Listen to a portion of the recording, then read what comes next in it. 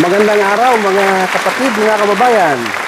Meron po tayong katatanggap lang na balita na A verified impeachment complaint against Vice President Sara Zimmerman Duterte has been filed by at least one-third of all the members of the House of Representatives on February 5, 2025. Mr. Speaker, for the record, may we inquire from the Secretary General the total membership of the House as of today, February 5, 2025. The Secretary General will please respond. Mr. Speaker, as of the present, the total number of members of the House of Representatives is 306. The Majority Leader is recognized. Mr. Speaker, may we inquire from the Secretary General how many members of the House verified and swore before him the impeachment complaint? Secretary General, please respond to the query of the Majority Leader. Yes, Mr. Speaker, pursuant to Section 14, Rule 4 of the Rules of Procedures, in impeachment proceedings, the total number of House members who verified and swore before me this impeachment complaint is 215 House members.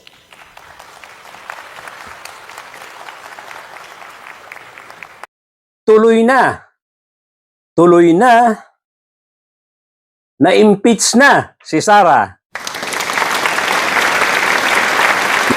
Inatasan ng Senate Secretary ang mga opisyal ng Senate Public Relations and Information Bureau na maghanda para sa posibleng pagtanggap ng impeachment complaint laban kay Vice President Sara Duterte mula sa Kamara mamayang gabi. Dated February 5 today, pag sinabing na-impeach na si Sara, ang ibig sabihin po nito, tuloy na ang kaso na i-file na at ipa-file na sa Senado. Ang tawag po doon, impeached.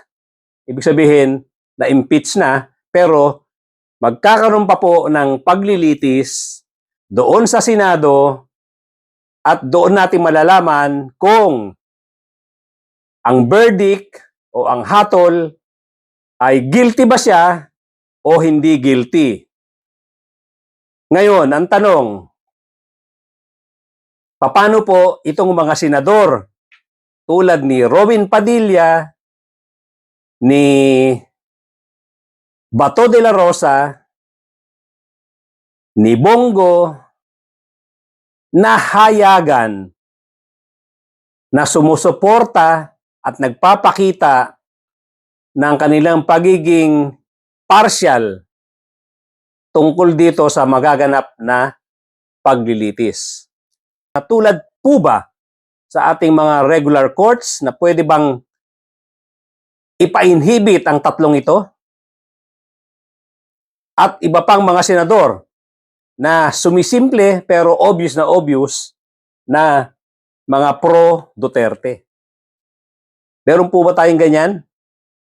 Na dapat mag-inhibit itong mga ito, lalong-lalo na yung mga hayagang nagsasalita na sila ay haharangin nila ang impeachment ni Sara Duterte. O boboto sila para i-absuelto si Sara Duterte. Paano po ba ang gagawin natin dito? Hindi po ba unang-una pa lang, malayo pa, pinag-uusapan pa lang ang tungkol sa impeachment, nagpapakita sila, nagpapahayag na sila ay hindi sang-ayon sa pag-impeach dito kay Sara Duterte. So, paano po ang gagawin ng Senado dyan? Dito sa mga taong nagpahayag, napakaaga pa, mga nakaraang buwan pa, na hindi sila pabor sa impeachment ni Sara Duterte. Yan po ang tanong sa Senado.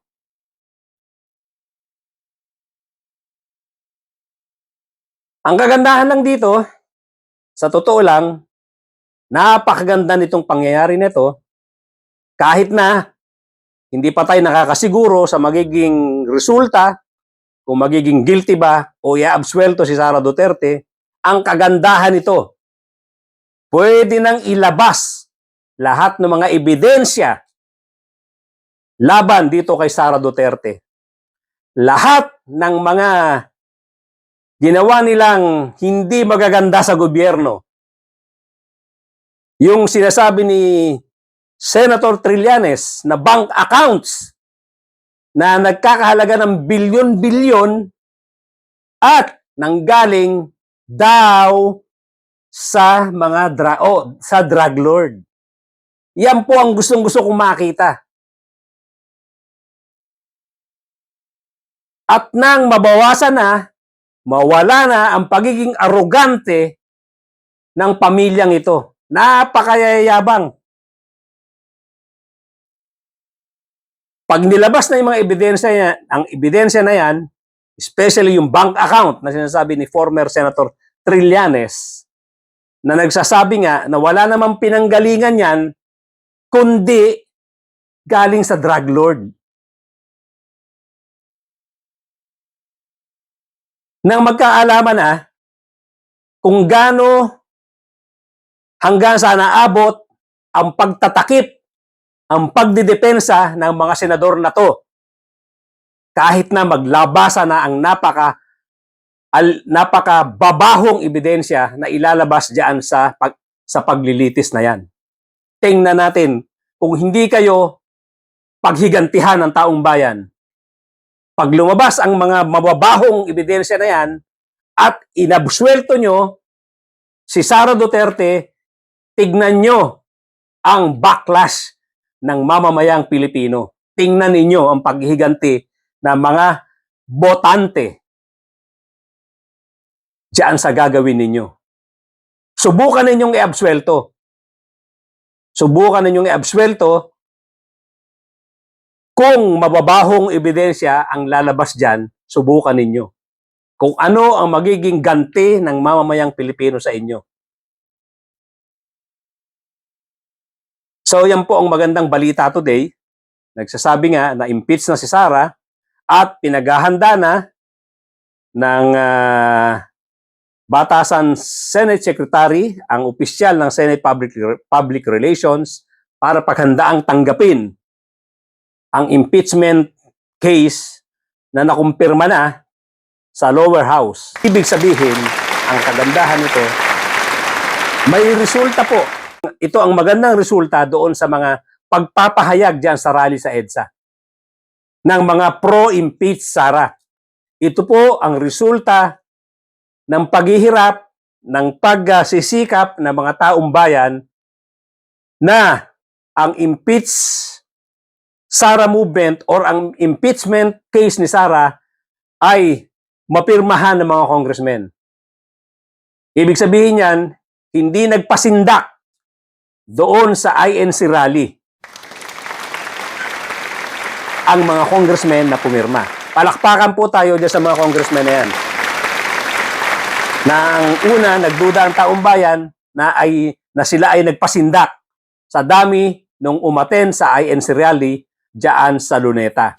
Lumalabas, mas matimbang ang posisyon ng mga tao na nagpahayag ng kanilang damdamin tungkol dito sa impeach Sara diyan po sa EDSA at sa Liwasang Bonifacio. Palakpakan po ulit. Napakagandang development ito. So abangan natin at napakagandang panoorin ito doon sa hearing sa Senado. Tignan natin kung gaano kabikas itong mga senador na magdidepensa kay BP Sara. At tandaan natin mga mamamayang Pilipino, pag itong mga senador na ito, despite doon sa mga lalabas na ebidensya na umaalingasaw, pag sila pa rin ay doon sa pagsuporta sa mga Dutertes, dito kay BP Sara, alam nyo na ang gagawin natin sa parating na eleksyon. Kung ang INC ay hindi nakatulong para depensahan itong si Sara Duterte sa impeachment na to, lalong-lalo na ngayon na magkakaroon ng paglilitis, tandaan ninyo, mas maraming Katoliko ang gustong ma-impeach si Sara. Minority lang po ang INC, hindi naman natin hinahamak ang number nila. Pero, doon sa pagpapakita ng numero, although alam ko hindi gagawin ng Katoliko yan, pero nandiyan dyan po ang silent majority, nandiyan dyan po ang mga Katoliko na hindi umiimik, pero yan pong karamihan po dyan ay pabor sa pag-i-impeach kay Sara Duterte. Again, respeto sa INC, pero kung yun po ang intensyon para isway ang taong bayan, ang Kongreso, ang Senado, para mahadlangan ang impeach Sara, sorry na lang po. Pero sa Senado, medyo mabigat ang labanan, pero tandaan ninyo mga senador, mas marami ang population na pabor sa impeach Sara.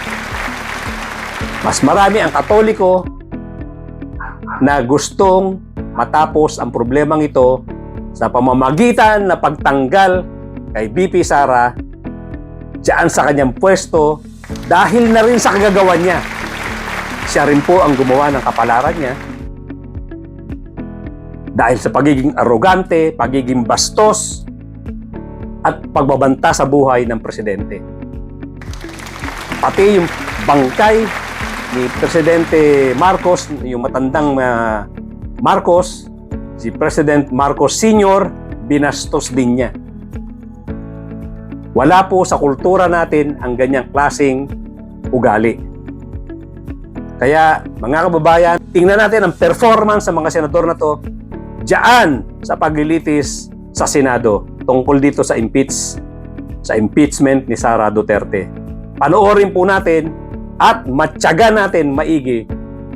Tingnan natin kung sino ang karapat-dapat na iboboto natin base sa performance na gagawin nila dito sa hearing sa paglilitis sa Senado. Again, palakpakan po tayo sa pagpirma ng mga congressmen na hindi nagpasindak doon sa rally sa Luneta. Hanggang dyan lang po. Thank you so much mga kababayan, mga kapatid.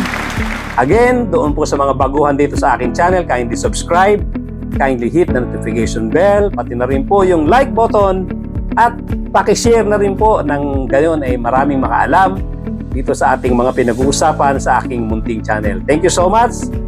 TJ Morse once again and I'll see you again.